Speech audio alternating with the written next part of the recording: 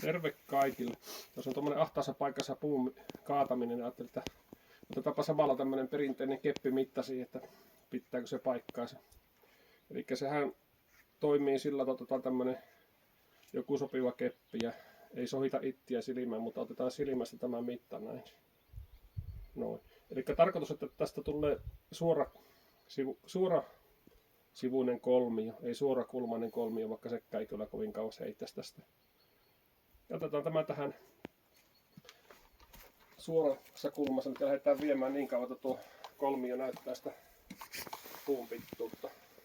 Tai sama mittainen tuolle ylhäällä 90 horisontaalisessa 90 asteen kulmassa.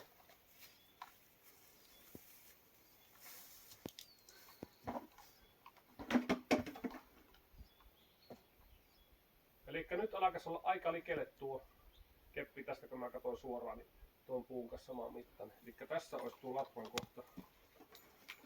Sitten tämä, laitako merkiksi tuohon. Ja nyt kun mä kaataa hurraata, niin mä yritän vielä olla niin taitava, että se sattuu tuohon, eikä minkään ei ympärillä olevan rakennuksen päälle. Katsotaan miten käy. Tässähän tarvitsee tietenkin moottorisahaa. Missähän mulla semmonen on?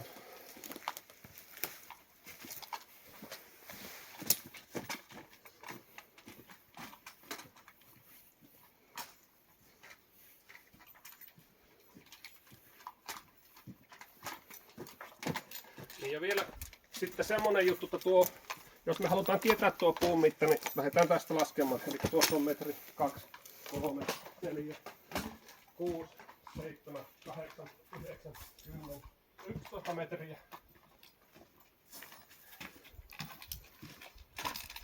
11 metriä näyttäisi askelmitalla, mutta saattaa olla pikkusen pitempi kuin arviolta katon puolesta. Katot, kaetaan pois siitä.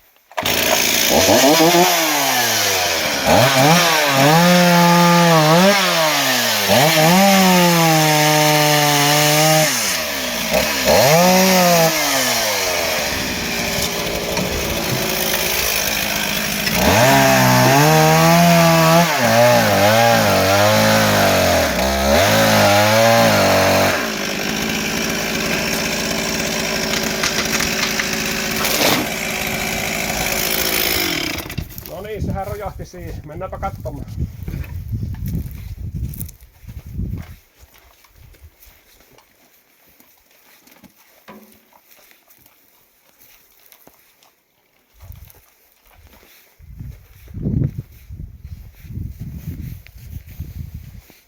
No niin, siinähän on melko lailla.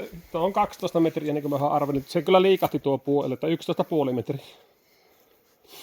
Mulla tuo tarkkuussahus meni vähän hätiköimiseksi. Mulla tahtoo olla tuommoinen tapa, että metässä tottunut sahat ei sen puolen metrin päälle. Liian pitkälle vetäisin tuon kaatokolonsi. Mutta semmonen. Minäpä sitten karsia otan yhden itselle sahatukin tuosta juuresta ja laitan loput tuonne hakekassaan. Kiitos kun katsoit.